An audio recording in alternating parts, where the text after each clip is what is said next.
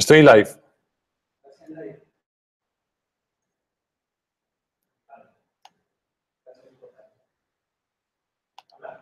Hola. ¿Me oyes bien?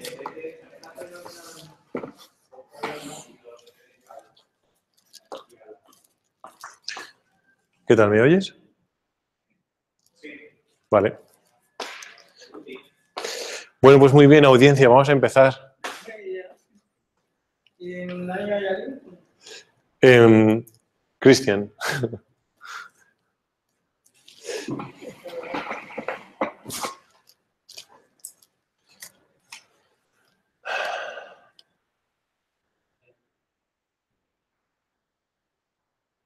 Sería guay que lo compartieses con lo que me has pasado, con alguien, ¿La URL que te he pasado? Juan o lo que se nos estará Juan disponible, tal, para que Ya, solo con esta URL ya... ahí entra en tu canal y en tu canal, como estás emitiendo ahora mismo en directo, le aparece el este. Y lo que no, lo que me faltaba por ver era si había una opción a la hora que haces el streaming, cuando te pones en broadcast, creo que puedes guardar la sesión en YouTube. Para que lo que se emita aquí ya se quede grabado. Pero no me ha dado tiempo a... Si no lo... Mira, ¿y eso? No es el cameraman. Pero será desde YouTube, ¿no? Bueno, no importa. Bueno, lo probamos más tranquilamente. Vamos a empezar ya. Víctor, ¿te quieres unir? Va a ser bastante familiar. ¿Qué tal?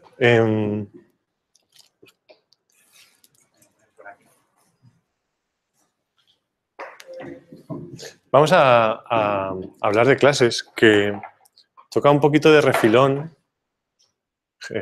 React, ¿no? Porque sí que se utilizan clases en React, concretamente React es bastante funcional y huye un poco de la orientación a objetos. Pero yo creo que simplemente por estar utilizando la palabra class es necesario entender cómo funciona, cuál es su necesidad, cómo se hacía antes la orientación a objetos, la herencia en JavaScript y de dónde ha venido esa necesidad de que ES6 nos dé pues, un azúcar sintáctico para tener clases, ¿no? Entonces, bueno.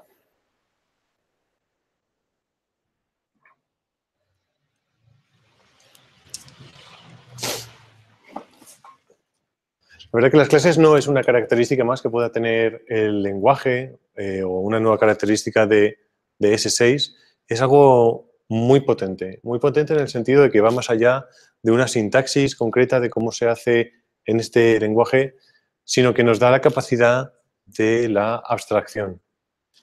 Ahondaremos en ello. Era algo que se había estado pidiendo desde hace muchísimo tiempo que incluyera el lenguaje y bueno, ahora en esta última versión de S6 pues se ha incluido. La verdad que durante los últimos 30 años yo creo que las clases, que son el buque insignia de la orientación a objetos, han sido pues la expresión de la programación profesional, ¿no? Pocos han sido los que han tenido una tendencia más funcional y la mayoría nos hemos visto sucumbidos por esta programación orientada a objetos.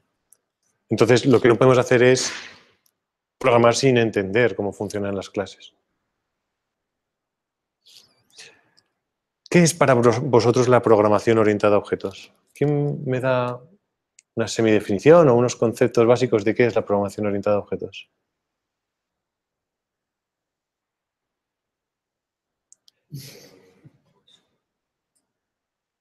Se basa en la información y el paso de mensajes entre...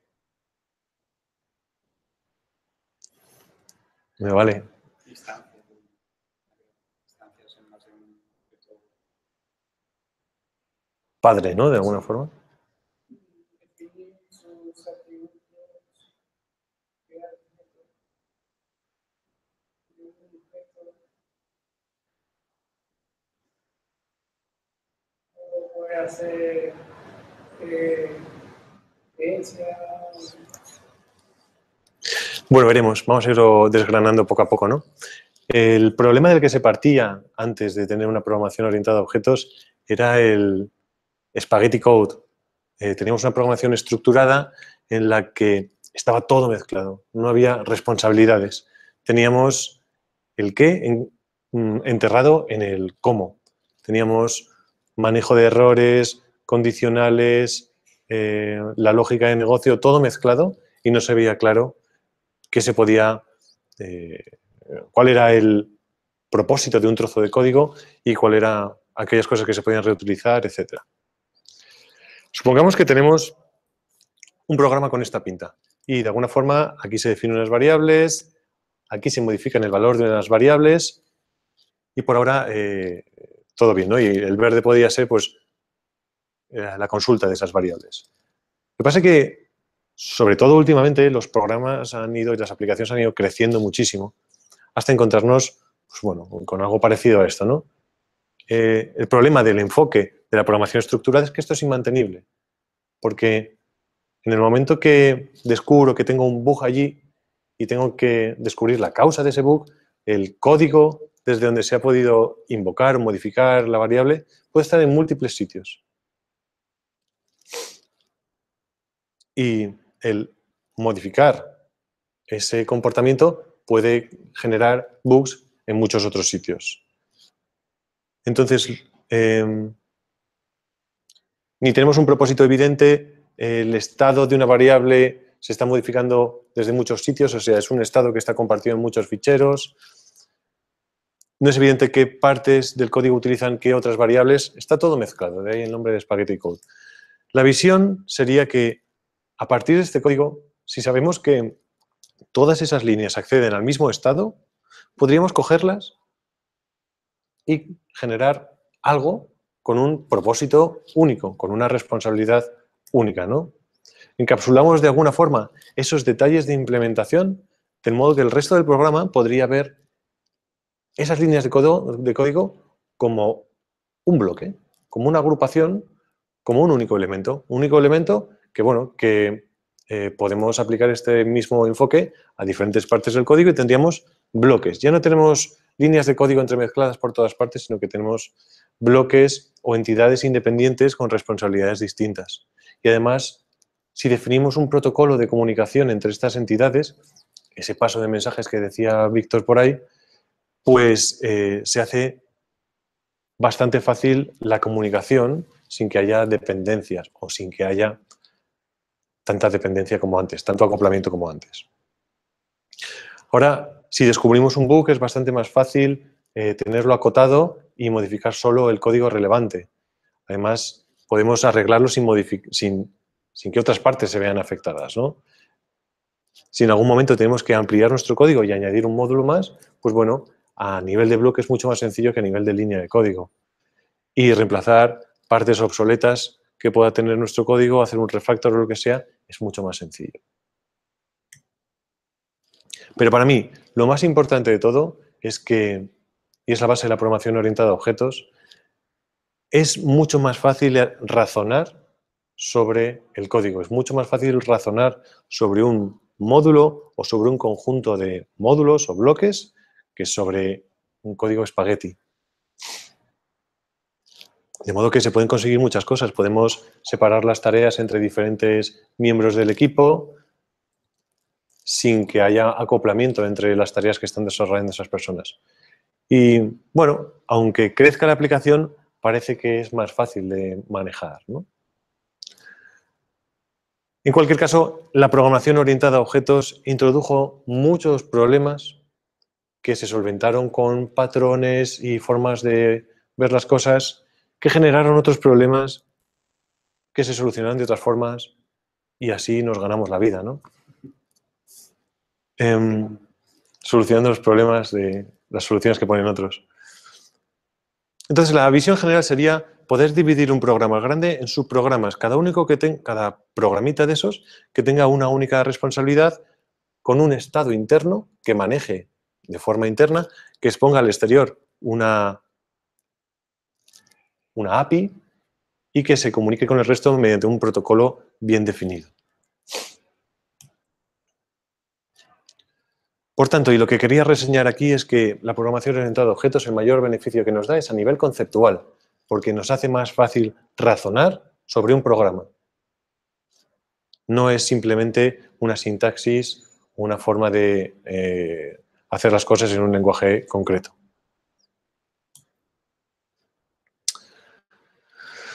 La cosa es que hace muchos años un tal Alan Kay, que estaba trabajando en Smalltalk, propuso una versión del lenguaje que ya tenía lo que hoy consideramos las bases de la programación orientada a objetos, que son 3 requisitos fundamentales. Encapsular el estado local, tener un estado local solo accesible desde el propio modulito, objeto, como lo queréis llamar, una posibilidad para enviar mensajes a este bloque y el late binding, que poco a poco vamos a ir desvelando. Pero el late binding no es más que poder tener una estructura común, llamémosla ahora ya clase, que reutilizar en diferentes contextos. Que en el contexto, y ahí es donde entra lo que decía Cristian, de las diferentes instancias.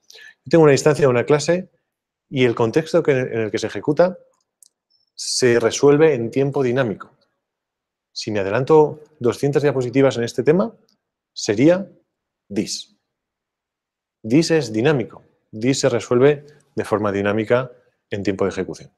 Bueno, vamos a ir más poquito a poco. La parte de encapsular el estado local lo conseguimos con unas propiedades que no son más que unas keys, unos strings, unas claves que nos dan acceso a un estado interno. Es diferente al que yo declare una variable, donde está asociado directamente un valor a un nombre de variable.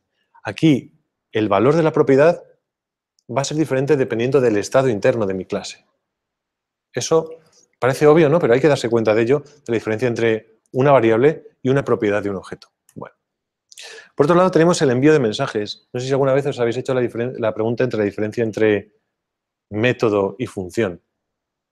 ¿Sabéis la diferencia entre método y función? ¿Qué método está asociado al tercero? Bueno, no tiene que ser una función. Está asociado a un objeto. Una función hay que recibir esto. Pues sí. A mi juicio, un método solo puede pertenecer a una clase o a un objeto en el sentido de que tiene que tener un contexto de ejecución. Una función tiene un código muy claro y, bueno, concretamente ya si es pura, dado unos parámetros de entrada, sabemos perfectamente su resultado. Un método no, porque un método va a acceder al estado interno que tiene ese objeto o esa clase y en función de su estado va a hacer unas cosas u otras, ¿no?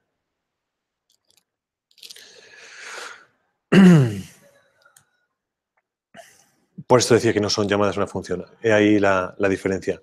El late binding que comentábamos antes es ese valor que se decide en el momento de invocación, que va a estar compuesto de 2 cosas. Por un lado, la referencia al receptor del mensaje. Y por otro lado, la implementación del método.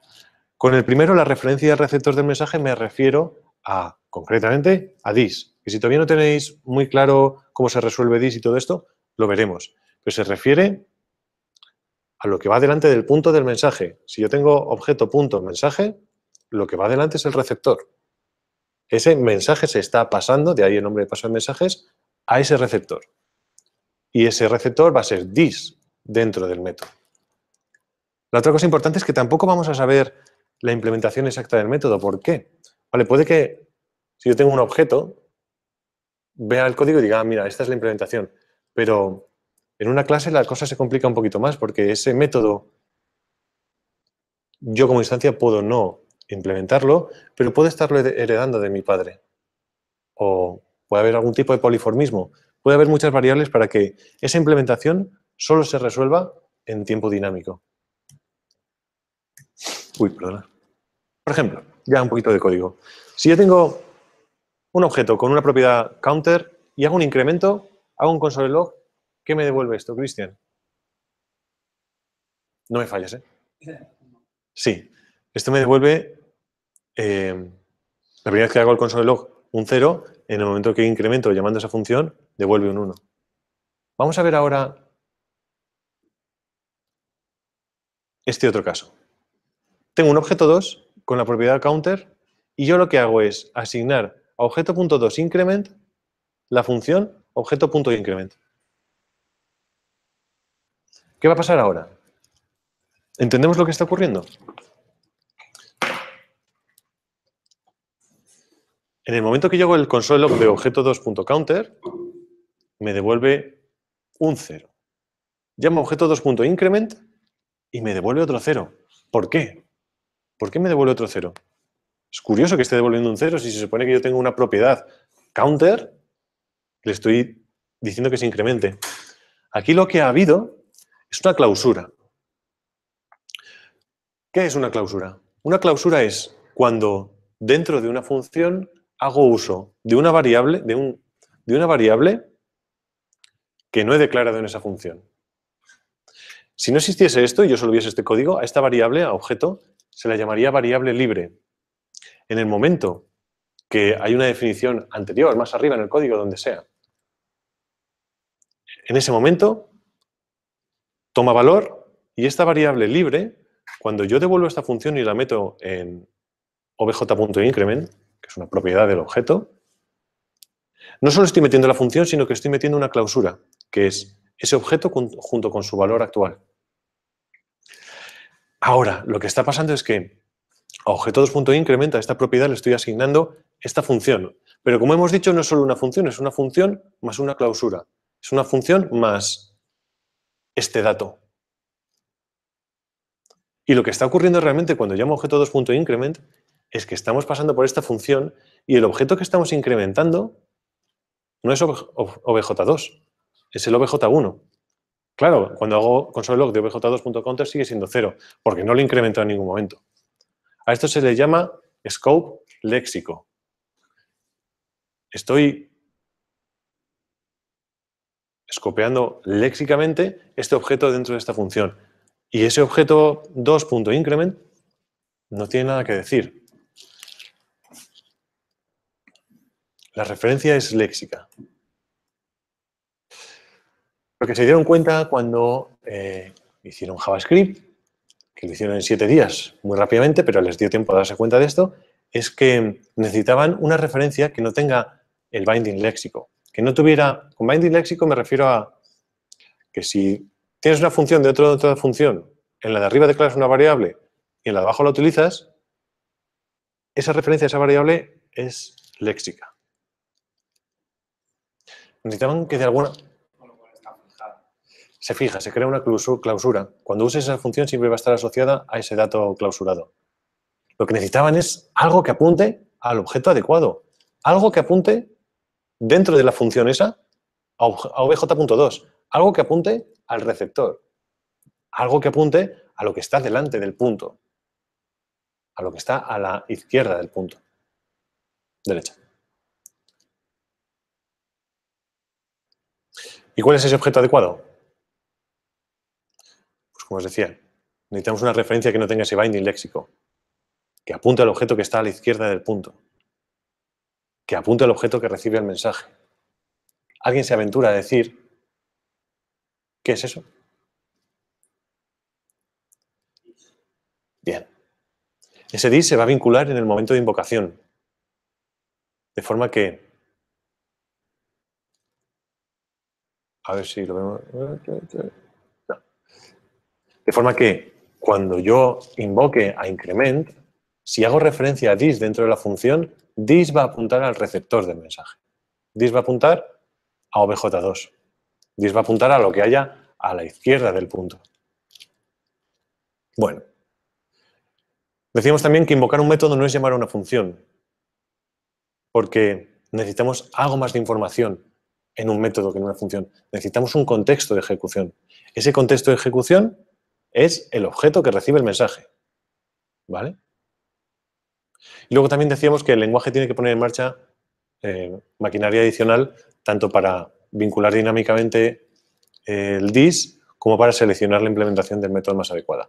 De la implementación del método hablaremos más adelante cuando lleguemos a herencia.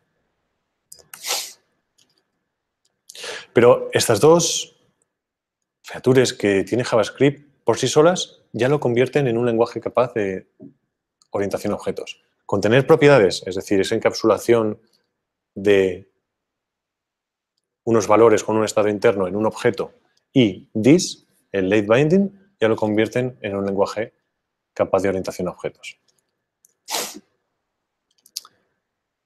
Pero hay algo más que tiene JavaScript que muy pocos otros lenguajes tienen, que le dan unas capacidades para implementar herencia y para implementar otras capacidades de orientación a objetos, de polimorfismo, etcétera, que pocos lenguajes tienen. ¿A alguien se os ocurre cuál es? Dale. Cadena de prototipos. Sí, va por ahí. En las notas ponía no lo resuelvas todavía, pero bueno.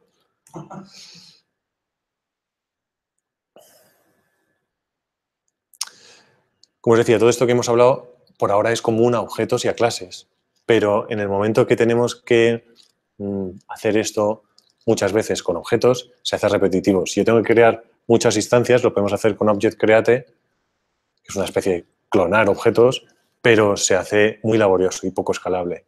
Entonces, para eso están las clases, ¿no? Las clases automatizan esta generación de objetos y las clases no son más que la definición de un arqueotipo que van a implementar todas las instancias. Me van a dar dos funcionalidades. Me van a dar la posibilidad de una inicialización del estado a través de los constructores y me van a dar un comportamiento concreto a través de este paso de mensajes, a través de estos métodos que implementan. ¿Quién entiende al 100% lo que está pasando aquí?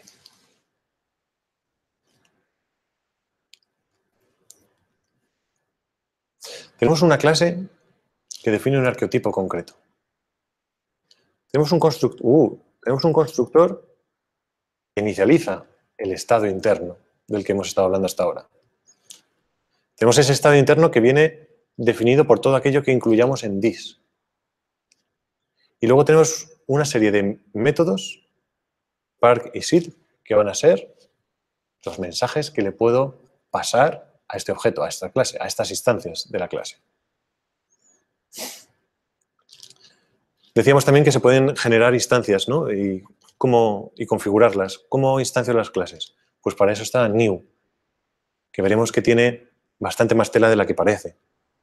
New y el nombre de la clase, ejecutándola, pasando unos parámetros, hace que se hagan unas cuantas cosas, entre ellas llamar al constructor y pasarle esos parámetros. De forma que por alguna razón, toby.sit existe como mensaje y podemos responder a él. Si nos hacen ese paso de mensajes de sit, lo que está ocurriendo es que a Toby se le está preguntando, oye, ¿tienes un método que sea sit? Ok, pues ejecútalo. ¿Con qué contexto? Con el suyo propio, ¿no? Si se lo están preguntando a Toby, se ejecutará con el contexto de Toby. Se ejecutará con lo que hay a la izquierda del punto. Bueno.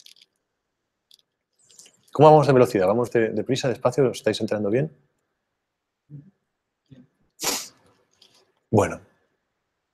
No me queda con tu nombre. Anthony, ¿qué nos devuelve si preguntamos por esta expresión?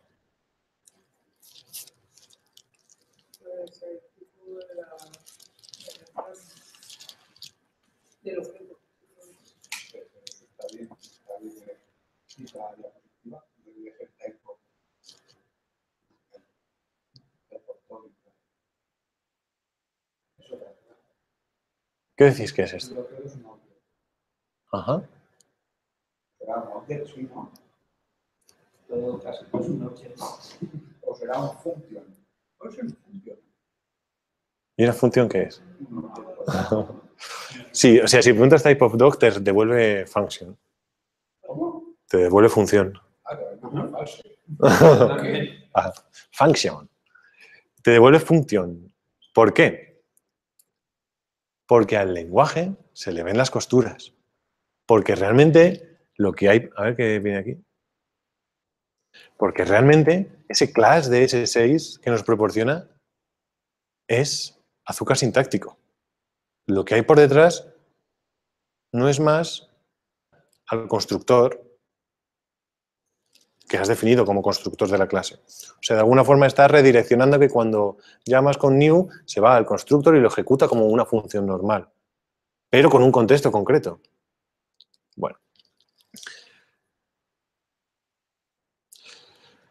Porque en el fondo las clases en JavaScript están implementadas a base de herencia de prototipos. ¿Y a qué me refiero con herencia de prototipos? O sea, realmente cualquier lenguaje no lo hace así porque no tiene prototipos. Y las clases las implementa de la forma original que estaban pensadas las clases. JavaScript se ha tenido que amoldar para ver cómo con su forma de hacer las cosas, que es cadena de prototipos, podía implementar herencia. Entonces, es como si todo fuera mentira, ¿no? No tenemos clases de verdad, lo que tenemos son herencia de prototipos y cadenas de prototipos. Lo que veíamos antes es solo un disfraz que abstrae la herencia de prototipos, la cadena de prototipos. Y la abstracción de class es muy delgadita, porque en el momento que preguntamos por el type of dog, ya vemos que es una función. Realmente, esto, que es como hemos programado toda la vida, las clases o los constructores, antes en JavaScript le llamamos constructores, es exactamente lo mismo que este código. Si no os lo creéis, probadlo en vuestros ordenadores, probadlo cuando queráis, porque es exactamente lo mismo. Lo que tengo ahí es un constructor que por convención lo llamo con mayúscula, pero nadie me obliga a llamarlo con mayúscula. Y todo aquello que meta en el prototipo van a ser los métodos que luego mis instancias van a tener.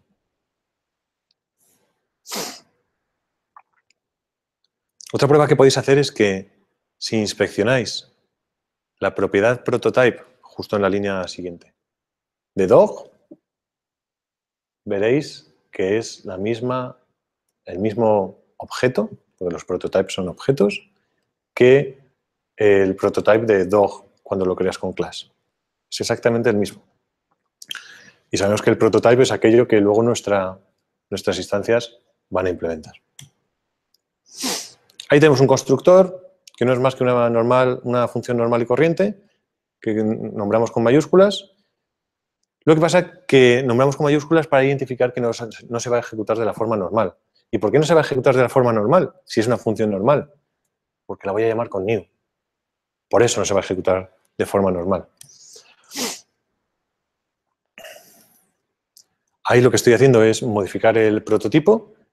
En todas las funciones tienen una propiedad prototype que concretamente en los constructores lo que se hace es que esa propiedad prototype pasa a ser el prototipo de mis instancias.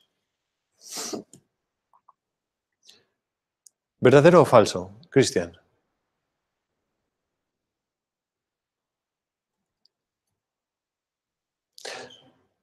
Es falso. No sé si te has jugado o no, porque no sé si sabes lo que es guión, guión, proto, guión, guión.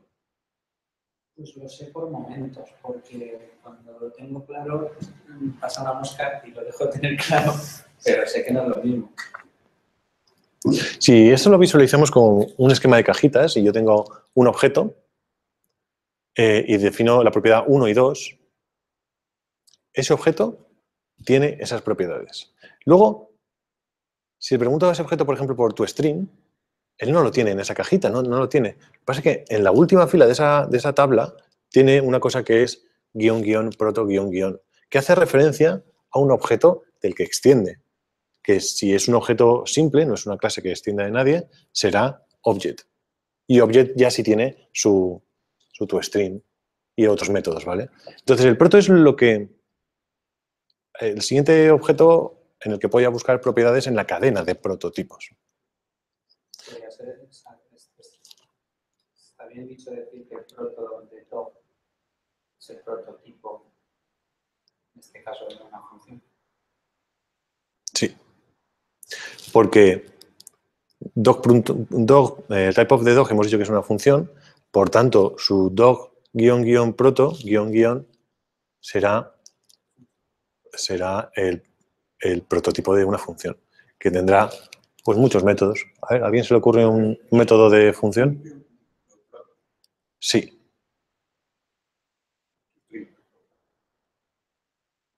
O sea, función.prototype no existe. Función es una palabra reservada. Lo que consideren ellos... La función es un objeto por debajo. Pero implementar en nativo. O sea, si tú le preguntas a doc.proto, te dice función nativa y el código te lo pone ofuscado. Puedo hacer eso, puedo hacer typeof doc.proto. Ay, es que como toque esto ya no voy a saber volver ahí. Ah, Pero hazlo si quieres un momento en la consola de Chrome.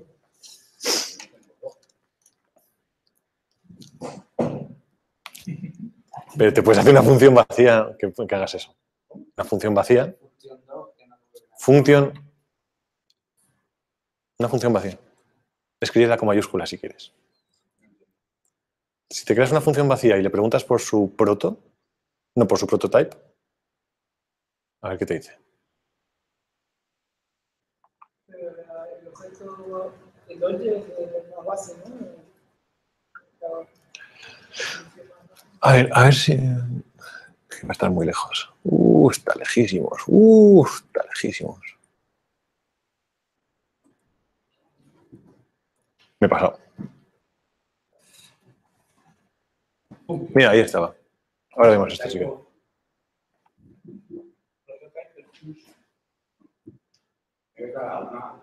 ¿Una función vacía? Una función vacía. O sea, bar igual a función typeof bla punto guión bajo proto es función. No es técnica. Ah, claro, porque estamos preguntando el typeof. Es una función. Pero si tú pones de esa variable bla punto guión guión proto guión guión, te va a decir que su código es nativo, porque es la implementación de función, que no es un objeto accesible para nosotros. Función nativo de código.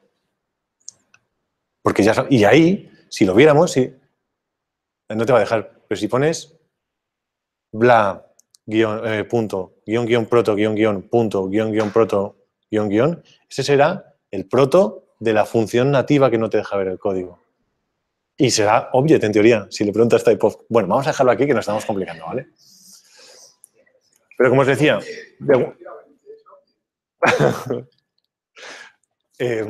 alguna forma me estoy adelantando un montón, pero tenemos que ver clara este esquema de cajitas. Si yo tengo una instancia o dos instancias de mi clase o constructor foo, lo que tengo es lo que sea que le haya pasado al constructor. Por ejemplo, le he pasado y he puesto la i con un valor 20, eso pertenece a esa instancia. El resto de cosas que yo le pregunte se van a consultar a través de la cadena de prototipos. Y lo primero que va a hacer es ir al prototipo de B, que es, y ahí es lo que os voy a contar ahora, la propiedad prototype del constructor. Voy a volver para atrás, que estos son demasiados pasos hacia adelante.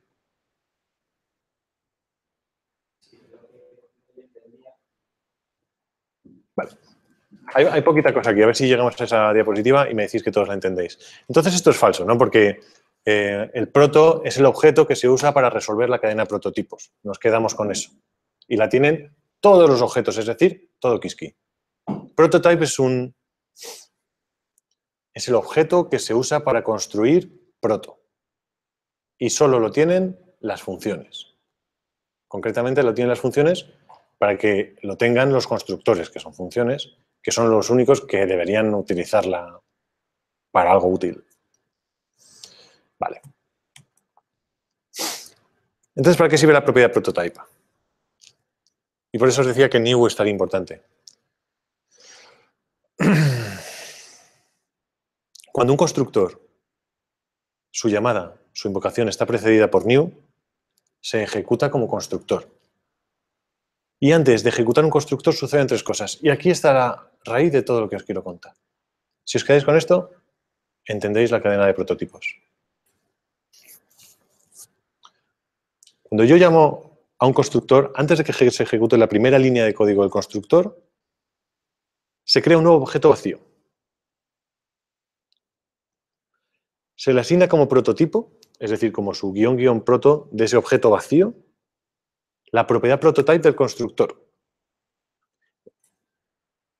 Si en dog habíamos puesto dog.prototype.bark y habíamos metido un método, ahora en mi nuevo objeto vacío, en su proto, va a haber el método bark. Y el resto de cosas que hubiera en el prototype del constructor. Y tercero,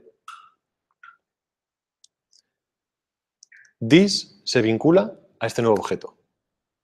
De forma que luego, cuando en la primera línea de mi constructor ponga this.name igual a x, ese this ya va a tener en su guión proto el prototipo del constructor apuntando donde tiene que apuntar.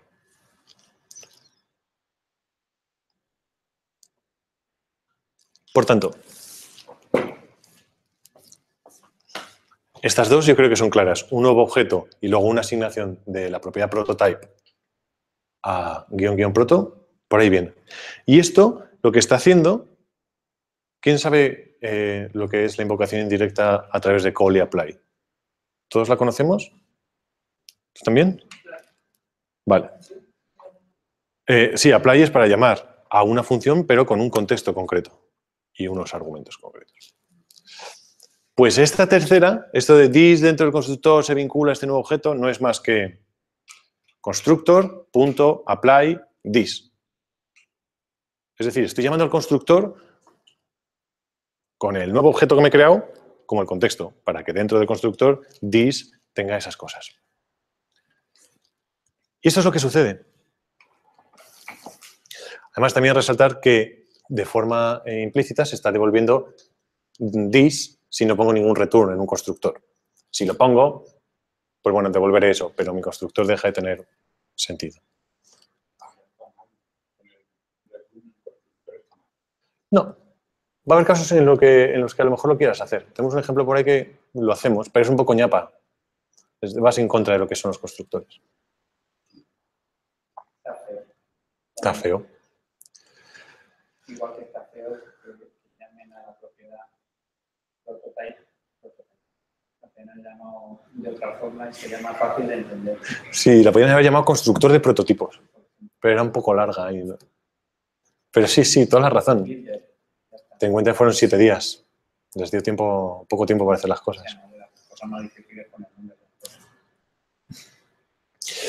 Bueno, entonces aquí ya tenemos claro lo que está ocurriendo, ¿no? ¿A dónde apunta este this? Mismo. ¿A dónde apunta este this en la primera línea de código del constructor?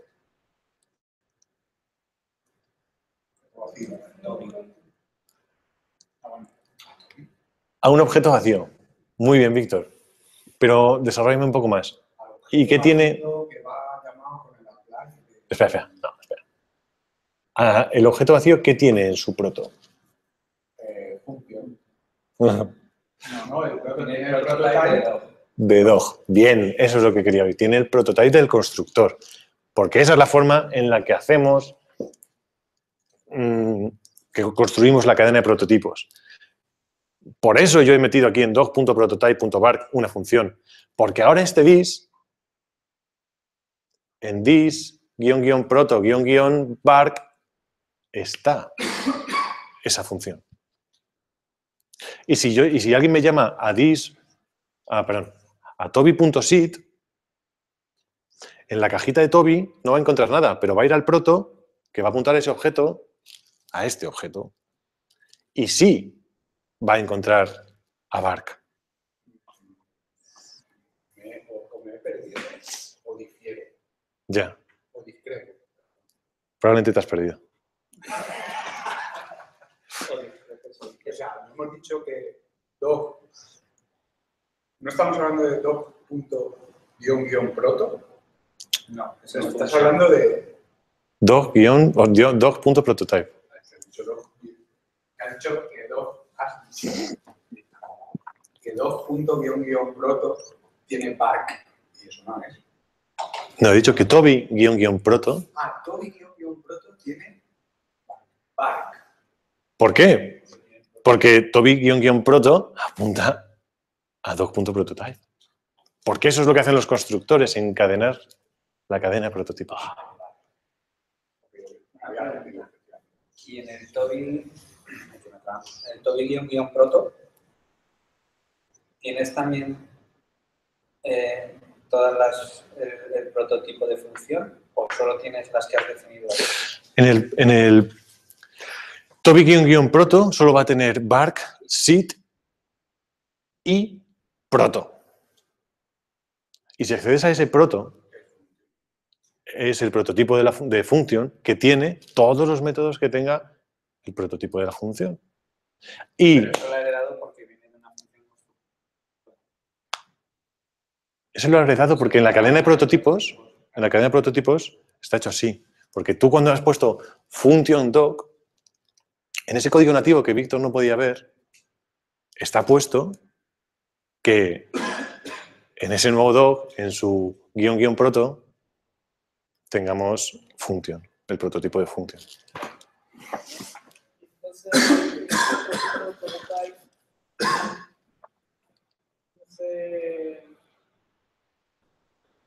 entonces no tiene nada.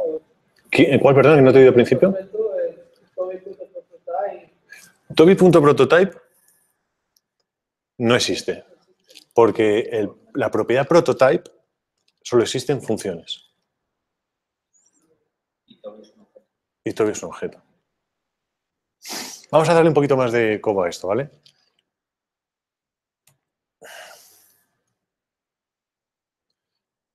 ¿Qué valor tiene la propiedad prototype del constructor?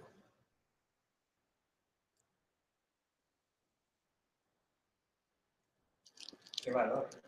Bueno, sí, es que a lo mejor el valor que tiene es un objeto que contiene bark, sit y proto. Bien, ¿no? Lo hemos dicho antes. ¿Qué valor tiene Toby?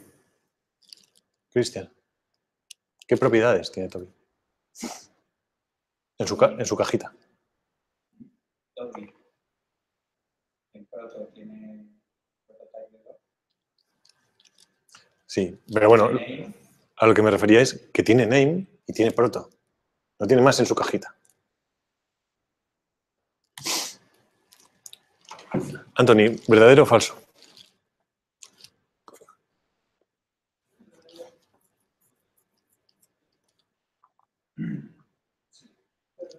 Bien, porque lo tiene en su cajita.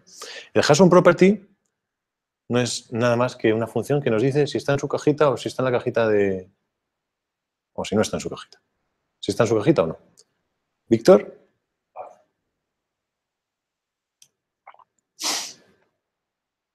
Entonces, si es falso, ¿cómo es posible que esta línea funcione? Bien.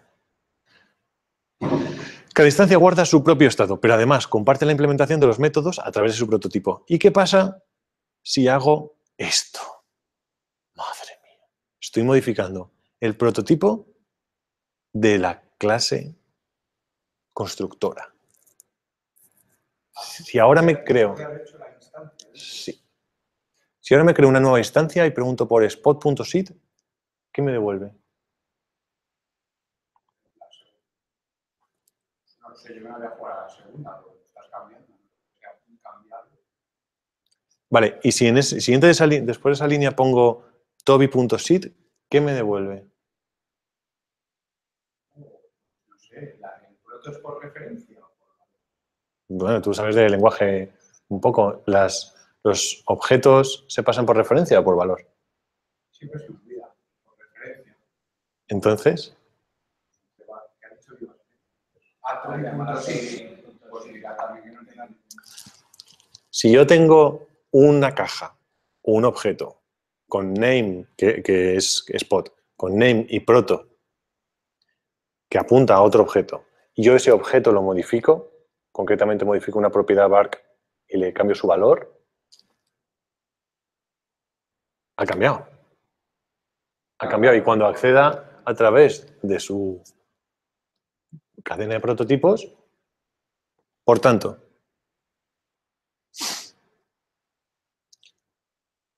espera. Por tanto, no miréis. Por tanto, si yo modifico el prototipo del constructor, todas las instancias pasadas y futuras cambian.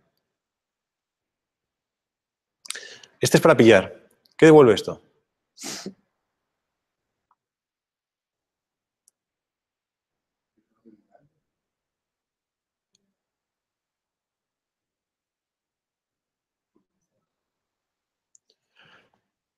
esto devuelve un gran PT.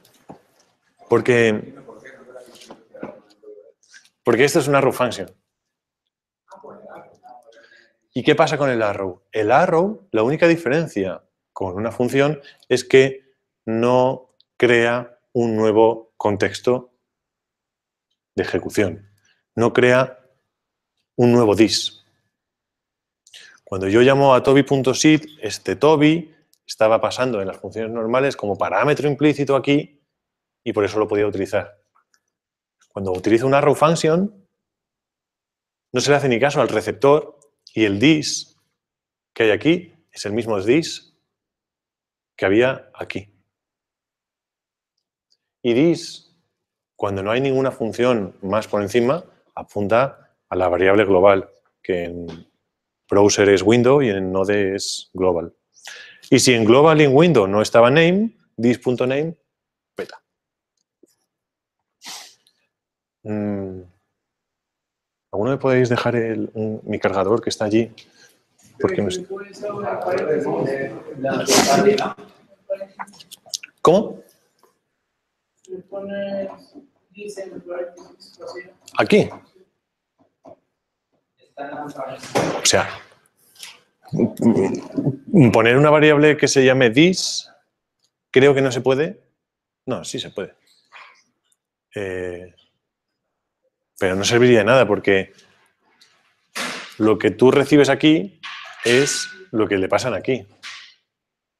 Entonces... ¿le pasarías Toby aquí? Si le pasas Toby aquí y pones aquí la variable dis, sí funcionaría.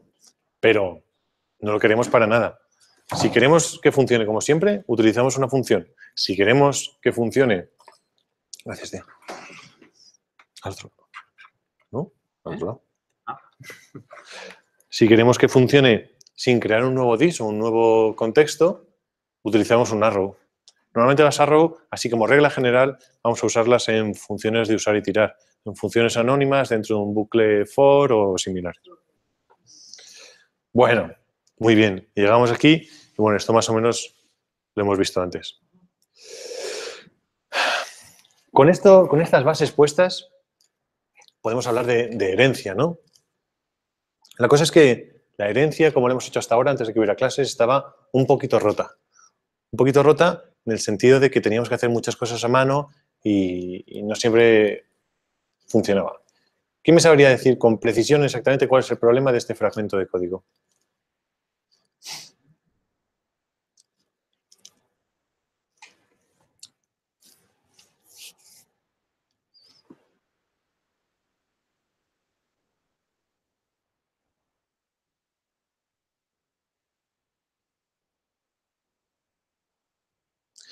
El problema concretamente es que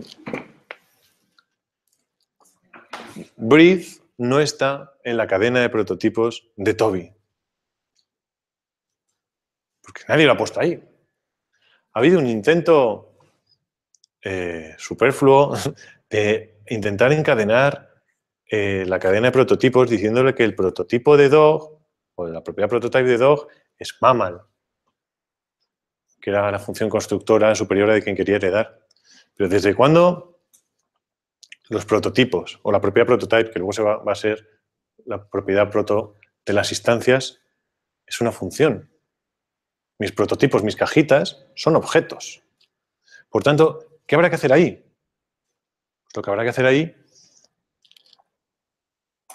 es poner una instancia que ya, gracias a lo que hemos visto hasta ahora, de la cadena de prototipos, de lo que hacen los constructores, ya sí implementa la cadena de prototipos hasta el momento y es un objeto perfectamente válido. Le pasa que... ¿Y qué parámetro le paso? ¿Qué parámetro le paso para que el name de ahí arriba tenga un valor? No tiene ningún sentido. Si todavía no he creado una instancia, ¿qué nombre le voy a poner? Pues ese es el primer problema. Bueno, pues no le paso ningún parámetro. Y ahora, ¿cómo llamo al padre para que el padre haga lo que tenga que hacer?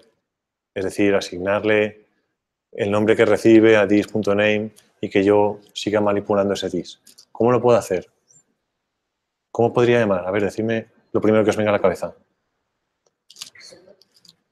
Super. Super no existe. Super existe desde que tenemos class. Pero con los constructores actuales, o sea, ahora estamos hablando de por qué las clases antes estaban un poco rotas, ¿no? De cómo manejamos antes clases con constructores y su herencia está un poco roto.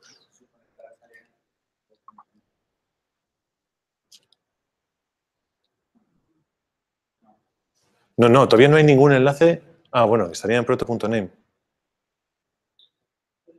No hay forma. Lo primero que se me ocurre a mí es llamar a la función constructora. Yo digo, bueno, pues ejecútate con esto. ¿Qué pasa? Pues, primero, que no se ejecuta como constructor, porque nadie se le está llamando con new. Entonces ese dis apuntaría a una variable global por ahí fuera. Nada, esto peta. Vale, llamo con new. ¿Qué ocurre?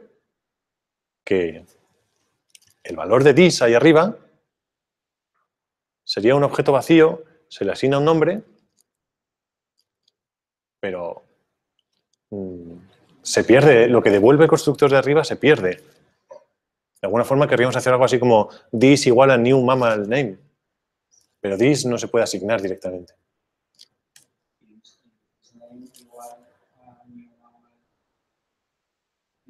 Y lo haces propiedad por propiedad de lo que inicialice el constructor padre. Te estás acoplando al padre. Tú lo que quieres no es saber lo que hace el padre. Una solución sería esta.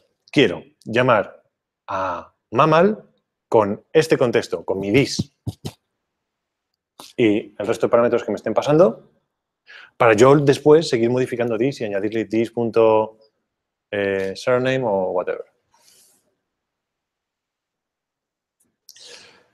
El problema que tiene es que ya me estoy acoplando bastante al nombre de mi padre, que esto si implementamos poliformismo puede llegar a ser un problema. Pero bueno, démosle una oportunidad. También el problema es que si luego yo sustituyo la cadena de prototipos a la cadena de herencia, tengo que ir a todos los sitios donde he utilizado mammal y reemplazarlo por lo que sea. Me gustaría, pues como se hace con clases, poder llamar a super de alguna forma, ¿no? Bueno. Tiene una propiedad muy chula que es que podemos eclipsar métodos del padre, podemos sobreescribirlos, ¿no? Si yo en dog pongo en prototype breathe, al de mammal, las instancias de dog nunca van a llegar, porque en la cadena de prototipos se encuentran el breathe de dog y nos siguen mirando en la cadena de prototipos hacia arriba, ¿no? Lo que pasa es que, ¿y si quiero no sobreescribir, sino que quiero modificar ligeramente? Quiero llamar al padre y luego decorar la llamada, modificar un poquito, hacer algo más. Imaginar que el padre hace ese console log y yo quiero hacer ese console log y además otro console log. ¿Cómo podría llamar al padre? Venga, lo tenemos accesible, ¿no? Mammal punto algo.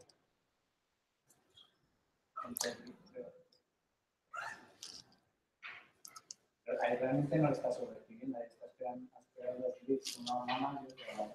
Sí, pero a lo que me refiero con sobreescribir es que las instancias de dog, Toby, cuando llame a breathe, ya no va a poder acceder nunca al de mammal, al breathe de mammal. Solo va a poder acceder al de el dog. El bit de dog más al bit de mammal más algo, ¿no? ¿Cómo llamamos desde ahí al breathe de mammal?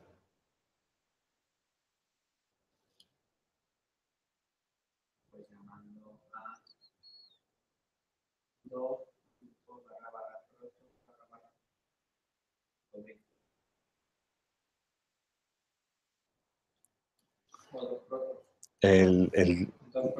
dog el dog como constructor en su proto. Querías decir prototype. En su proto no tiene nada, en su proto apunta a function.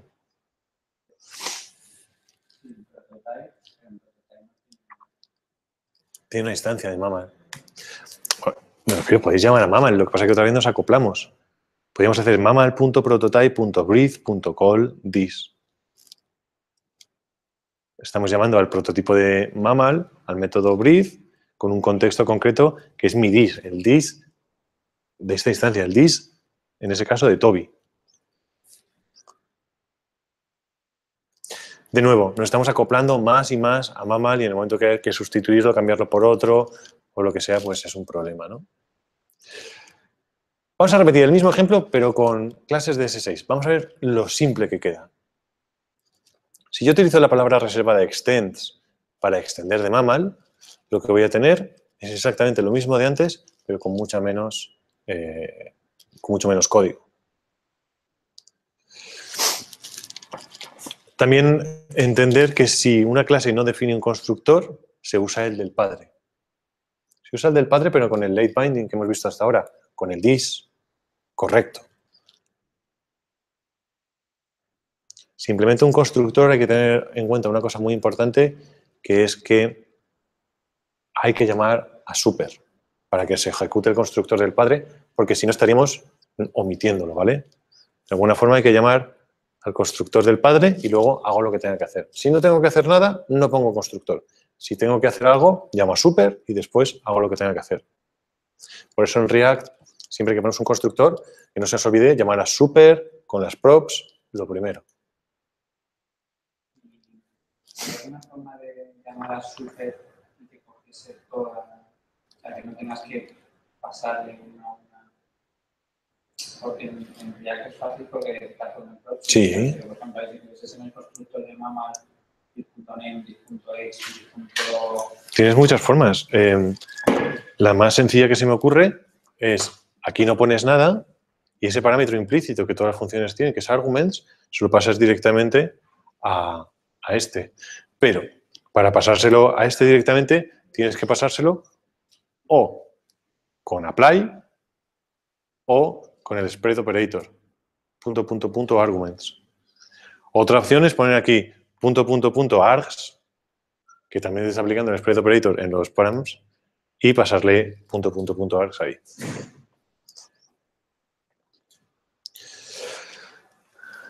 Bueno, entonces, ¿cómo puedo llamar al supermétodo dentro de Breathe?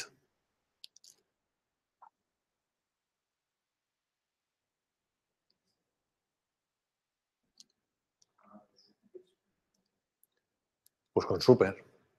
Pero con super.breathe. Porque de alguna forma, el super va a ser...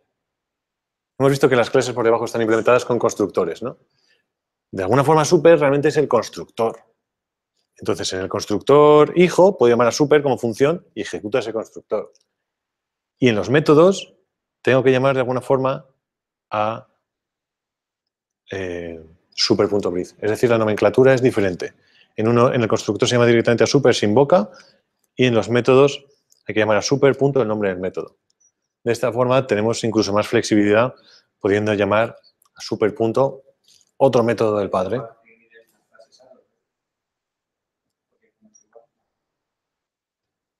Sí. ¿Se puede escoger dos clases?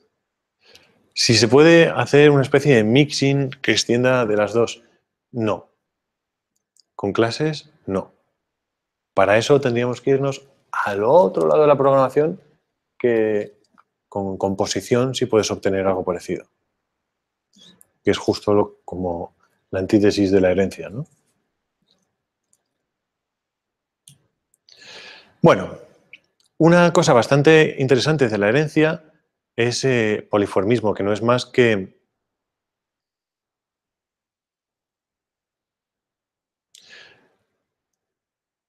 la posibilidad de que, dadas dos clases que heredan de una padre, se puedan tratar esas dos, las instancias, perdón, voy a empezar otra vez, que dadas dos instancias de clases que hereden de un padre común, esas instancias se puedan tratar exactamente igual que las instancias del padre. Si yo tengo animal y tengo dog y cat, que dog y cat se las pueda tratar, por ejemplo, accediendo a su método breathe, igual que podría tratar a una instancia de mammal. Eso es el poliformismo. Y en JavaScript con esta implementación de clases es muy sencilla de implementar, viene casi hecha, o sea, viene hecha, y es muy, muy elegante. También decíamos esa diferencia de antes entre método e invocar una función. La sintaxis es muy similar, ¿no? Estoy directamente llamando, invocando, pero realmente la semántica es súper diferente. ¿Por qué? Porque tiene ese binding, ese late binding del contexto en tiempo de ejecución. Cuando llamas a una función, exactamente sé el código que se va a ejecutar y dados unos parámetros concretos, sé el resultado que va a devolver. En el caso de un método, ¿quién me sabe decir, después de lo que hemos visto, a qué implementación de breathe, a qué implementación de breathe vamos a llamar? No tengo, por el poliformismo que hablábamos antes, ni idea de si ese parámetro que se recibe ahí como mammal es un mammal, es un cat, es un dog o es una subclase aún inferior. Por tanto, el método breathe al que se llame la implementación concreta se va a resolver en tiempo de ejecución dependiendo de mammal, del receptor del mensaje.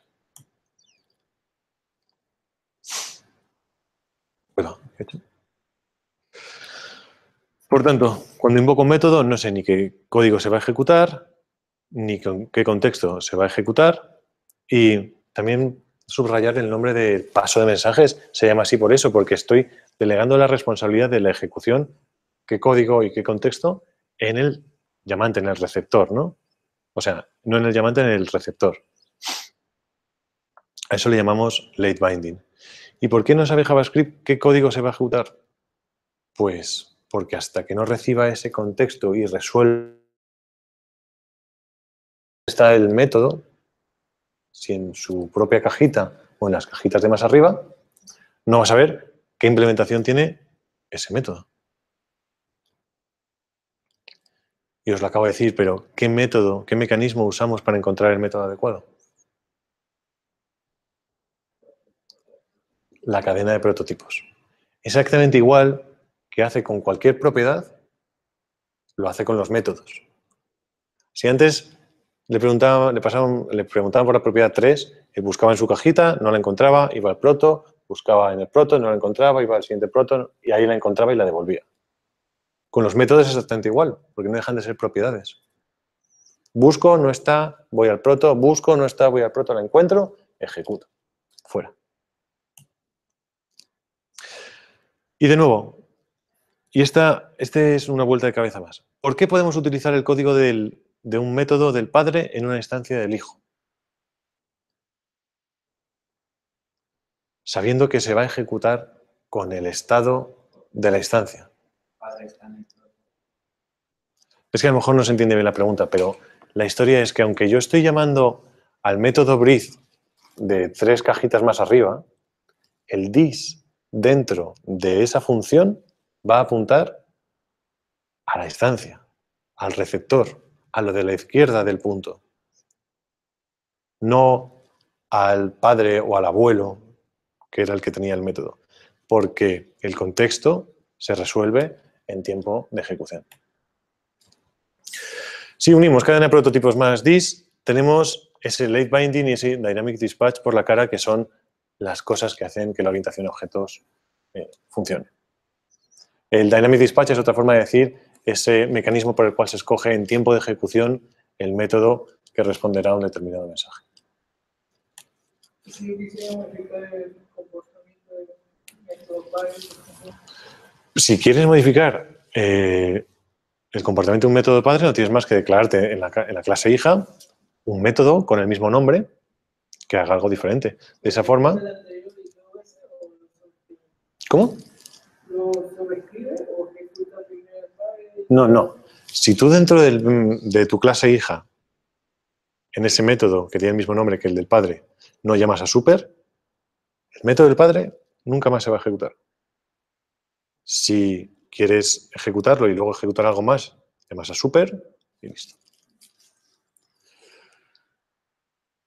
Instance of es una palabra reservada que nos ayuda a saber si una instancia pertenece, es instancia de un constructor o de una clase. Por tanto, ¿verdadero o falso, Anthony?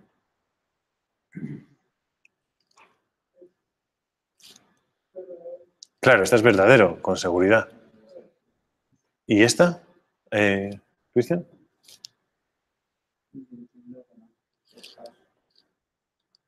Es verdadero, porque instance of nos dice si es instancia, más que si es instancia, nos dice si está en la cadena de prototipos.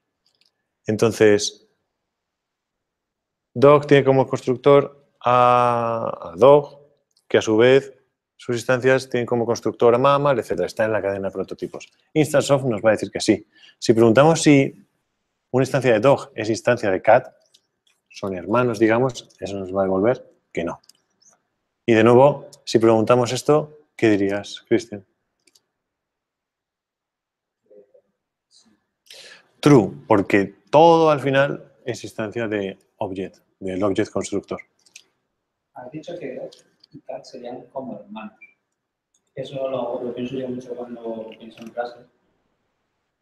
Pero si dog y cat serían como hermanos, ¿qué serían los dog? Instancias de un mismo constructor. Sí, pero en esa relación. Dos dogs. Te estoy diciendo que... Hermanos, O sea, esto es semántica ya, pero te estoy diciendo que la clase constructor dog y la clase constructor cat son hermanos. sí, Si ahora me hablas en el contexto de distancia. distancias, si me hablas en el contexto de distancias, ya cambiamos. Dos instancias de dog son hermanos porque son hijas del constructor dog. Bueno, muy cortito, se pueden utilizar class como expresión, es decir, permite crear clases anónimas. Perdona, se puede decir que una instancia de dog es sobrina de cat. Estúpido. Creo que no deberías. Por poder, capacidad tienes de hacerlo. Semántica. Clases dinámicas o anónimas. Básicamente, una expresión, class, sin ningún nombre concreto, lo asigno a una variable y el comportamiento sería muy parecido. Y con esto vamos acabando. Os propongo un ejercicio. Escribe la función withCounter. Como son 5 o 6 líneas de ejercicio, lo podéis escribir perfectamente, no hace falta. Vamos a hacerlo directamente usando clases. Una escribe una función withCounter que lo que haga sea recibir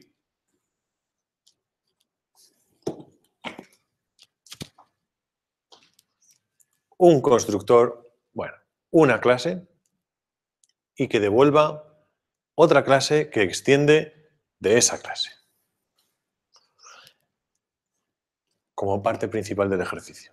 Y como extra, que además exponga un método de clase, getInstanceCount, que me diga el número de instancias que se han creado de esa clase. ¿Cómo plantearíais esto? ¿Y de qué pido la pizza? ¿De qué pide la pizza?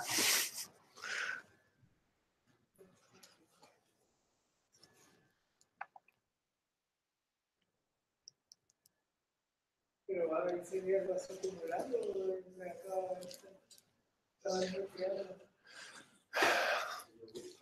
De alguna forma, withCounter va a ser una función que devuelva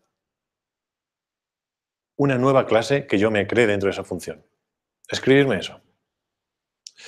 Quiero que me escribáis una función que se llame withCounter, que recibe un constructor o una clase, llamarlo como queráis, y devuelve, hace un return de una nueva clase. Solo es la estructura del ejercicio, ¿vale? La función y el return. Escribe, escribe.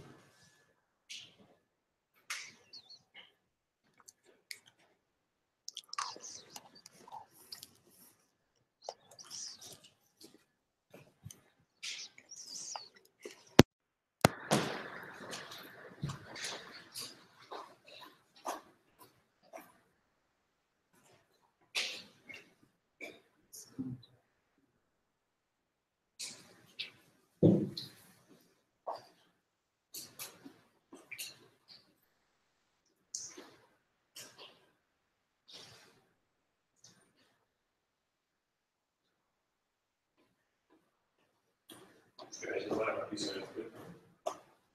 Sí.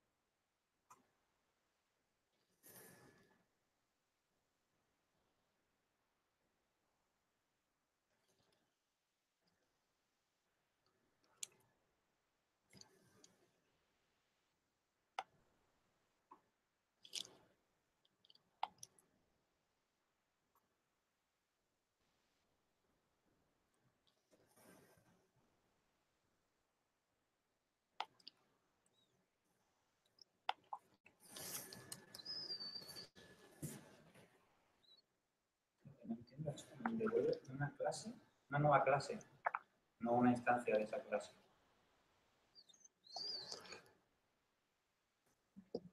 Recibo una clase y devuelvo otra clase que extiende de la clase que me pasan como parámetro. Ahora voy, ¿eh? En cuanto pida la pizza os echo una mano.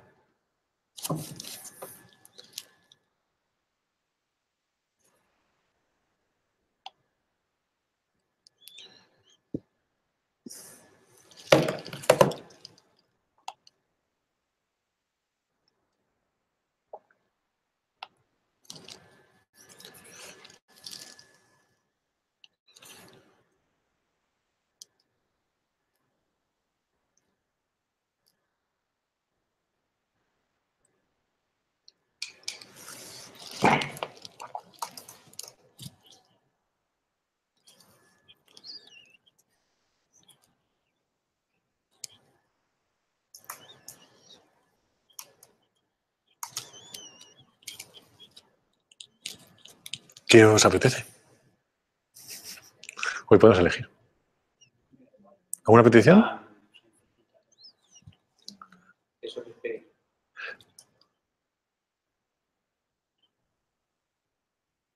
Tengo 5 delante, joder. No lo sé, pues no sé. No se me ocurren nombres, no me vienen. jamón champiñón, ¿Pero hay algún nombre para eso? que cada pizzería la llama mejor. Hola, buenas tardes. Mira, quería encargar una pizza. Hola, quería encargar una pizza. Ah. Oh, fail. No me funciona el teléfono. Joder. Tío, ¿me dejas llamar?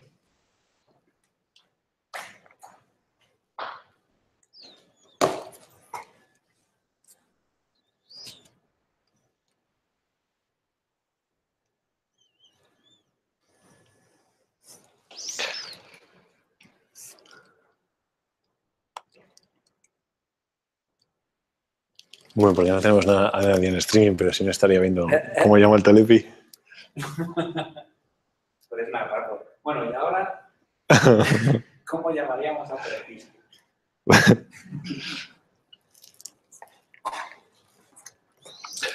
Entonces, ¿no sabéis un nombre de pizza que os apetezca? Que era típico la barbacoa.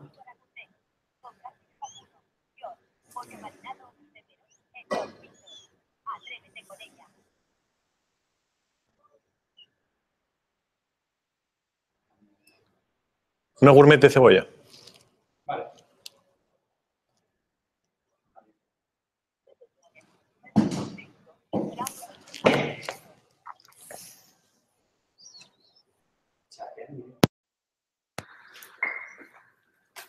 Si te aburres, ¿no? Si puedes chatear, puedes pedir la pizza chateando.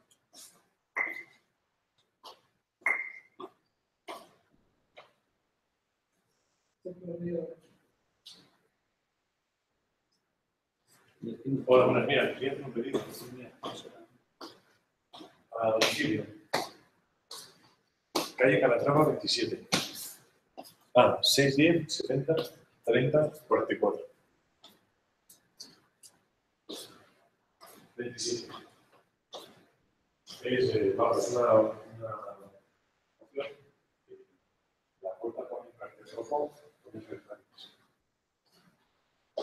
red radix. ¿Veis?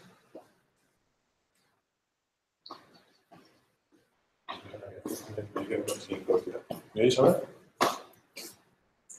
Ah, sí, pues mira, quería una pizza carbonara. Sí, red radix. Sí, radix.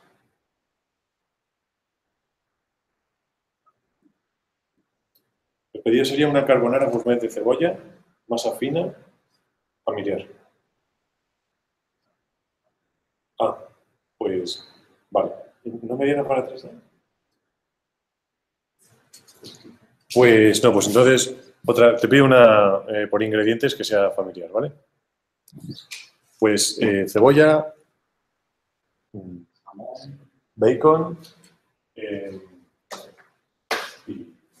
no sé, champiñón, por ejemplo. Nada más.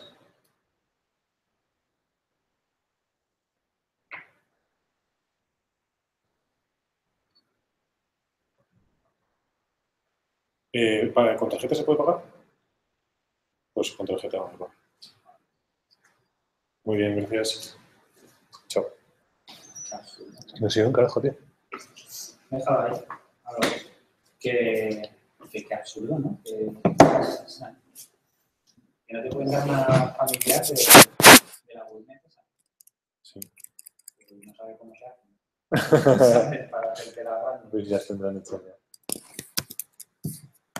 Que es para preguntarle, vale, ¿cuáles son los ingredientes que tiene la gourmet? Por eso los metes en una grande.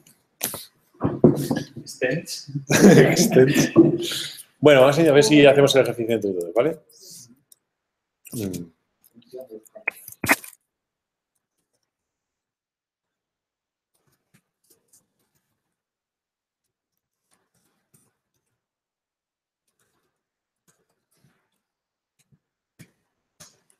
¿Qué devuelve esto? ¿Qué pongo aquí? Vale, yo ahí tenía dudas de poner clase o... ¿New qué? ¿Sí?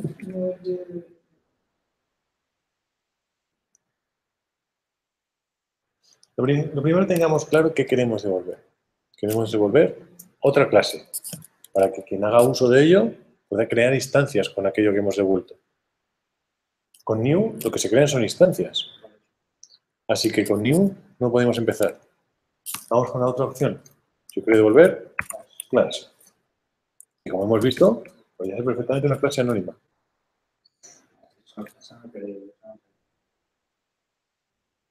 Una clase anónima. Que extiende de constructor. Vale. Y ya tenemos medio ejercicio hecho. Y en constructor, pues,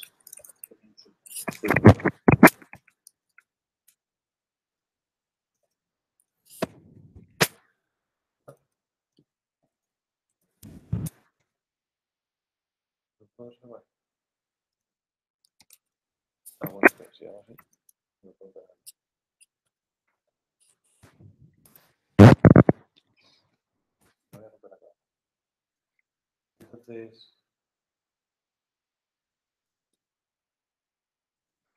¿qué más nos decía que tenía que hacer el ejercicio? Porque la mitad del ejercicio lo tenemos hecho. ahí no tendría que tener un constructor que llamas al super. ¿Vale? Es lo que hemos dicho antes. Si class no implementa el constructor, llama directamente al constructor del padre. Si quieres hacer algo en un constructor aquí, llamas a super y sí. Pero para no hacer nada, no. La cosa es que El método de... nos decían, quiero que además tengáis un método de clase que nos diga el número de instancias que llevas inicializadas. Bueno, por tanto, vamos a ver una ¿De cosa. instancias o de clase? De instancias. Claro, el número de instancias que se han hecho de la clase que devuelves. Está demasiado cogido con pinzas. Si hay crearía un método.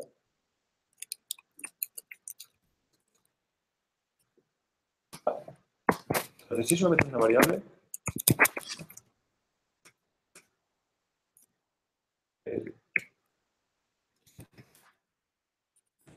podría hacer ahora? ¿Cómo creo un método de clase sobre un constructor, sobre una clase? Con punto. Un constructor, punto. ¿Ahora?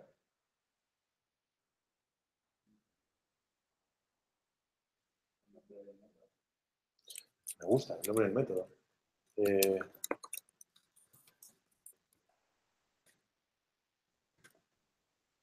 Así.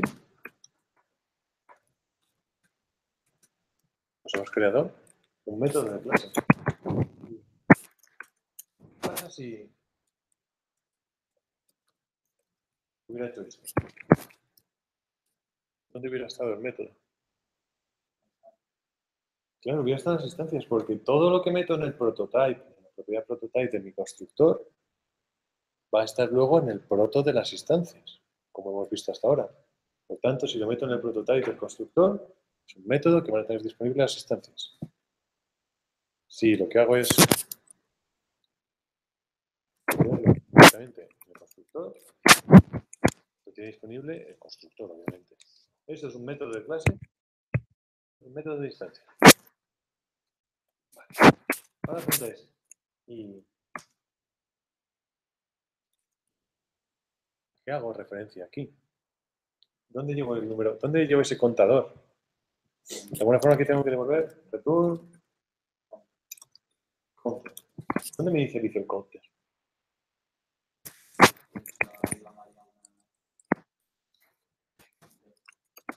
¿Un?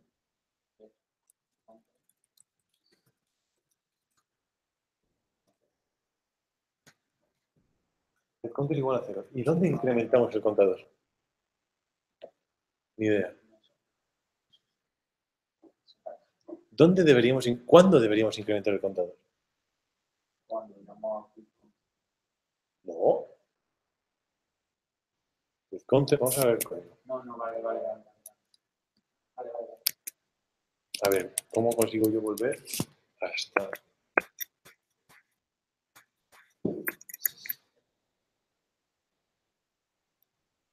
Ah, ya sé dónde está.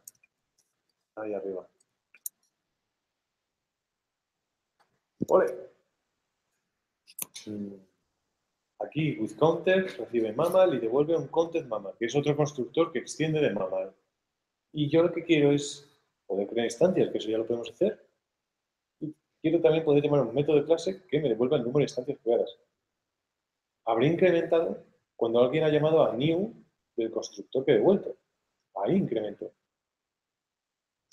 Ahora, algunos debéis decir en mi código dónde podría poner el aumento del contador.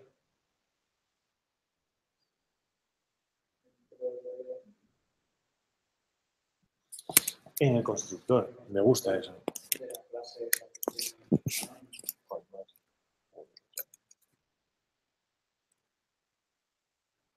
Aquí. En el constructor de la clase esa.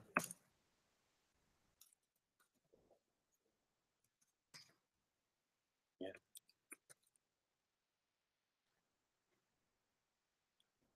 Con aras. Esto es lo que decía antes. Lo hacemos así, explícitamente. ¿Vale? Lo hacemos explícitamente con el spread operator que nos está bien acostumbrados a ver. Lo hacemos como toda la vida, llamando a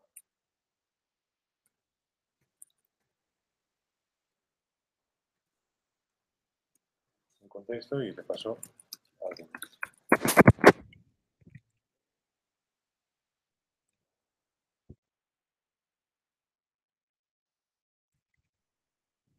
Ah, no, perdona, no hace falta.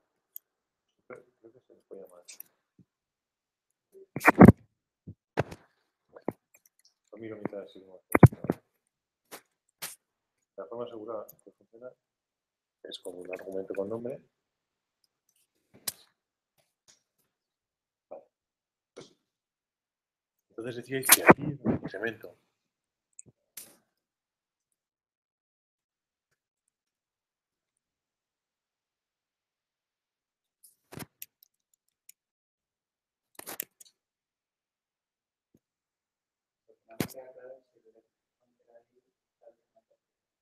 cada vez que hace una nueva visita.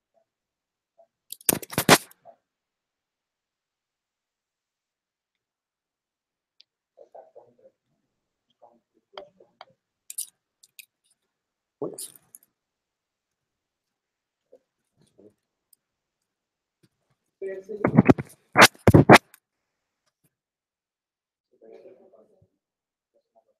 No, no podría ser una constante. Su valor. Si lo defines como const, no podría cambiar. Si fuera un objeto, podrías cambiar sus propiedades, aunque lo defines como const. Pero si es un valor entero, un string, lo que sea, lo defines como const, te va a decir que no lo puede cambiar. Constructor.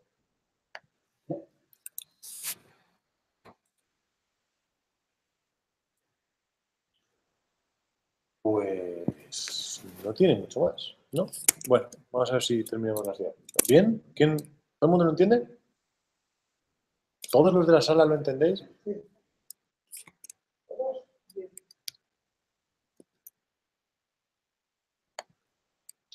Bueno.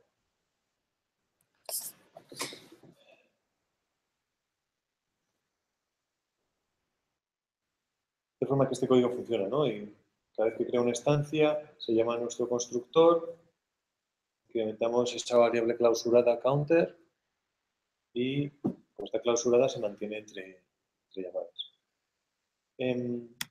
Anthony, ¿quién es el receptor del mensaje? getInstanceCount.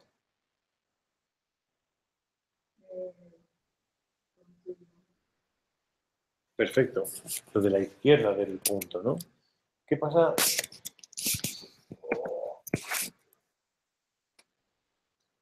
¿Qué pasa si...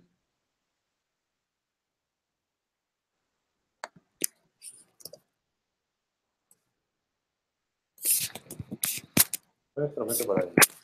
Para esto, bueno, me falta una cosa hiper importante.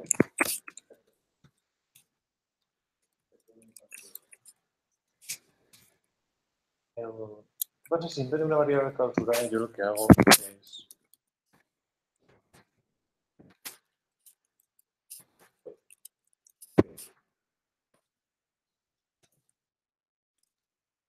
Para no liarnos. Mayúscula, para tener bien clarito, es un constructor. ¿Vale? Ahora, lo que os decía es... ¿Qué os parece si hacemos esto así?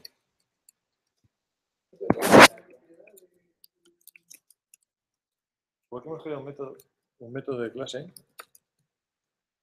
podemos crear una propiedad de clase. La propiedad de clase es común a todas las instancias y podemos acceder a ella así. Algunos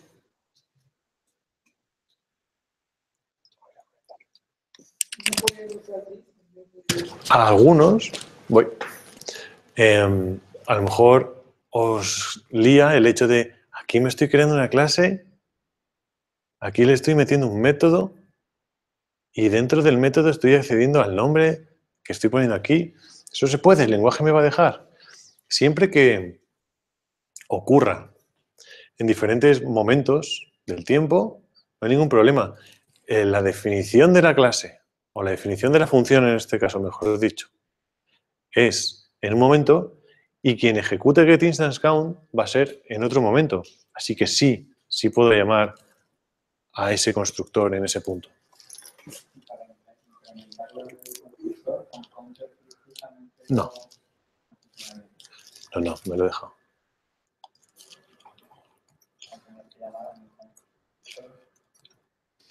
Entonces, una pregunta muy interesante que hacía Antonio ahora. Fórmula.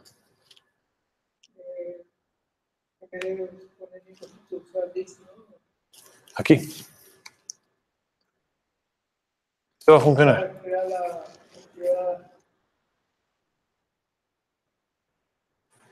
No, porque this es la instancia. Bueno, no, sería que lo llama.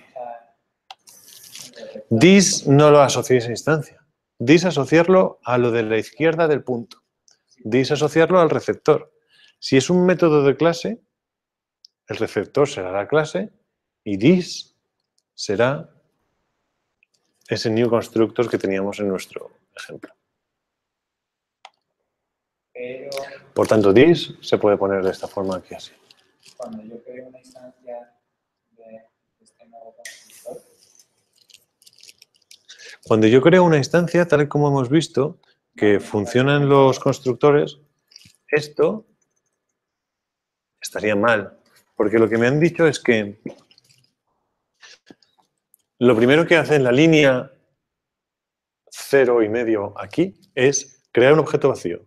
Lo segundo que hace es, en la propiedad proto de ese objeto vacío, le meto la propiedad prototype del constructor.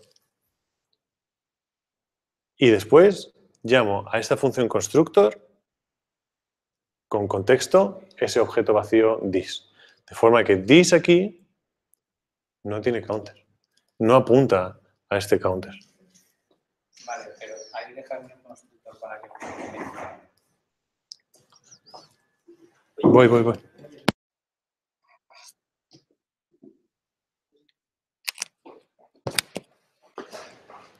Sabes que tienes un timbre, ¿no?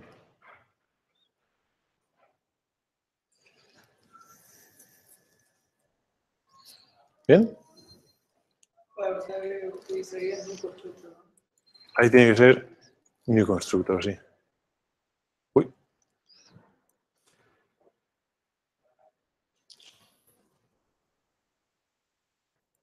Voy.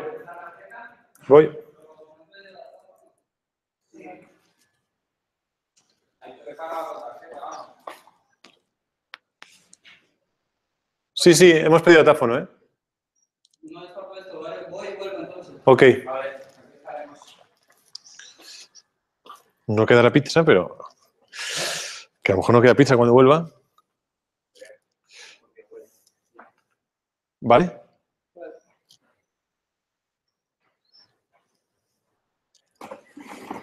Bueno, a ver si nos da tiempo a terminar antes de que vuelva esta persona. Ah, sí. En el código no es este. Vale, esto está así. Y aquí tenemos discounter. Cuando yo creo ese nuevo clase con el contador, esa content class, creo una instancia y con esa instancia podría llamar a este método. No. No estaría en el proto de la clase. No, porque no está en el proto. Porque es un método de clase, no es un método de instancia. Lo único que todas las instancias tienen un método constructor, que no lo hemos mencionado hasta ahora, que apunta a mi clase constructora. Y ahí a lo mejor sí puedes hacer la ñapa. Instancia.constructor.getInstanceCount. Pero no deja de ser un método de clase, no es un método de instancia. Y en ese caso, ese dis sí sería la instancia. No. Instancia.constructor.getInstanceCount. ¿Qué hay a la izquierda del punto? Vale. Aquí. Por tanto, sabemos quién es el receptor de mensaje y podemos sustituir ese counted mammal o new constructor por this.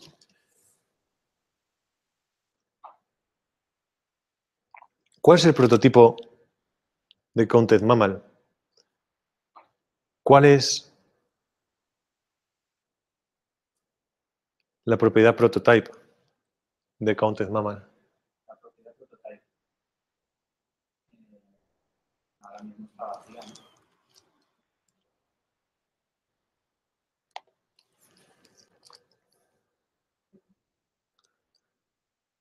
Ahora mismo está vacía. Sería proto. Ahora, ¿eh? Counter y get instance, no. La propiedad prototype es aquel objeto que todas las instancias van a heredar. Es todo aquello que he metido en el prototype del constructor. Y no he metido nada. Lo único que he metido son sobre la propia cajita de la clase, he metido counter y getInstanceCount, pero no sobre...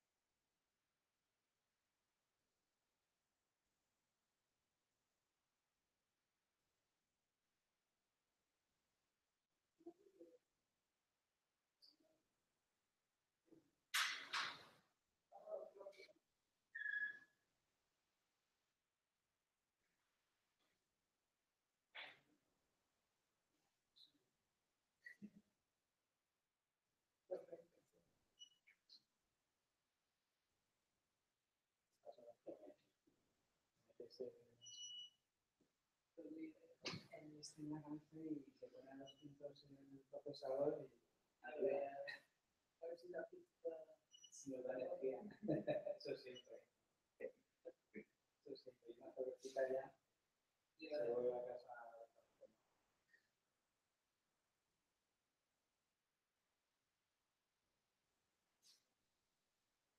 Pues sí, tiene su sí, sí, sí. No, y para repensar y pensar. Sí. ¿Hemos acabado o queda más? ¿Hemos acabado o queda más todavía? ¿Qué es por diapositiva?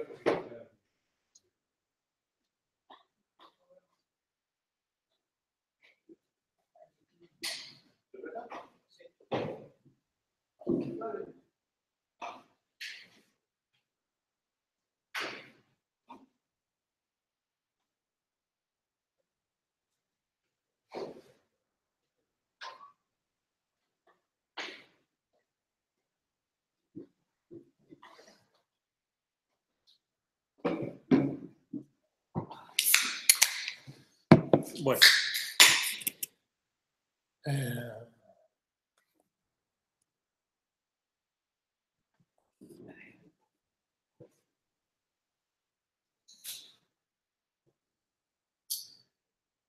Partiendo de esta implementación donde lo que tenemos es una clase doc que extiende del content mammal y su constructor llama super y hace otras cosas. Luego creamos una instancia. ¿Qué valor me devuelve toby.getInstanceCount? Anthony. La cantidad de... El olor de la pizza no te deja pensar. No, porque getInstanceCount es un método de clase. Toby, en su caja y en su cadena de prototipos, no tiene getInstanceCount por ninguna parte. Quien lo tiene es Dog. Dog sí que lo va a tener en su cadena de prototipos porque es un método de clase. Es lo que comentamos antes. ContentMammal.getInstanceCount sí que te devuelve el número de instancias creadas de ContentMammals. Y Dog también lo va a tener. Pero Toby, las instancias no tienen acceso a ese método. Lo tendrá a lo mejor, como le decía Cristian, a través de toby.constructor. Pero bueno, eso es algo que no hemos visto y no deberíamos saber. Es un método de clase y las instancias no tienen acceso a él. ¿Qué valor me devuelve esto en el ejemplo anterior? Eso sí, bueno, la cantidad de... Pero la cantidad de instancias no sería 2. Get instant count, bueno, eso serían todos los manos. No, a ver, media. Pero este no es el código que teníamos antes, ¿no? El del ejemplo anterior. Bueno, es el mismo, es la misma implementación que hemos hecho nosotros, salvo que ahora alguien extiende de la clase que hemos devuelto. Vale. Y ahí serían todos los... Entonces, si se ha creado una instancia de dog que está extendiendo de la clase que hemos devuelto, ese contador se va a aumentar en 1 también, ¿no? Porque de alguna forma, claro, al llamar a super, se está llamando a nuestro constructor, se está sumando +1. ¿Y qué valor me devuelve dog get instance count, Anthony? Este me devuelve 1 también, por la misma razón. Porque cuando me creo una instancia de Toby en el constructor, cuando llama a super, ahí es donde va nuestro código del constructor y se incrementa en 1 el contador. Y cuando hace dog.getInstanceCount, de alguna forma en el prototipo de la clase tenemos los métodos de clase, no, o sea, no lo tenemos en nuestra caja, pero lo tenemos en la caja de la clase que estamos extendiendo, y llamamos a ese método y nos devuelve que... Pero no nos devolvería el número de perros que se han creado, sino el número de mamas. De mamíferos, ¿no? Aunque yo ponga dog get instant call, si hubiese también otra clase que fuese cats, me devolvería el número de mamíferos, Sí. no el de perros. Sí. Porque es compartido. Porque es compartido. Por extenderla, vamos. Sí. Por tanto, las clases, que son también objetos, pueden almacenar propiedades. Propiedades que pueden ser valores como métodos. Y no tienen nada que ver con las propiedades de sus instancias. El método getInstanceCount estaba como método de clase y las instancias no tenían acceso a él. Las propiedades de clase, por ejemplo ahí, doc.let es una propiedad de clase y doc.walk es un método de clase. En este caso, que es lo que teníamos antes, el extends del content-mama, que era el nuestro, con un método constructor, podemos definir métodos estáticos con la palabra reservada static. Esto también es de S6, obviamente es de S6. Si ponemos static walk, el método ya no va a ser de instancia, sino que va a ser un método de clase. De forma que ahí, si preguntamos por doc.walk, sí que nos devuelve algo. Si preguntamos por spot.walk, nos dice que nada.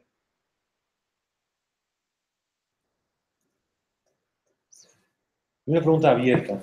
¿Cómo podría definir el valor de doc.lex usando static? Podría poner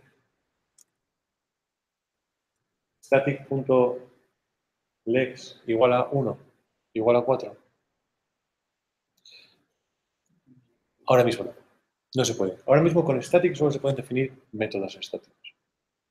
No se pueden definir propiedades de valores estáticas.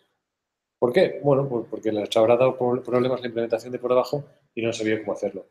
Hay ya alguna especificación que apunta para ir para allá, pero todavía no se ha incluido en ninguna nueva versión de JavaScript. ¿Y cuál es la diferencia? O sea, si veamos static, tenemos que igual declarar un objetivo en la clase. cuando tú creas un new dog ahí abajo, Ah, perdón, sí, sí. ¿Se puede crear esta tía de la clase? a ver, otra vez, ¿se puede crear Una clase estática. O sea, solo con métodos estáticos? Claro. Puedes crear una clase solo con métodos estáticos. Lo único que, al ser una clase, siempre que la llames con new, te va a devolver una instancia. Una instancia que en su prototipo no tiene nada. Pero por poderse sí. Por poder sí que se podría. La gente de streaming, ¿tenéis alguna pregunta?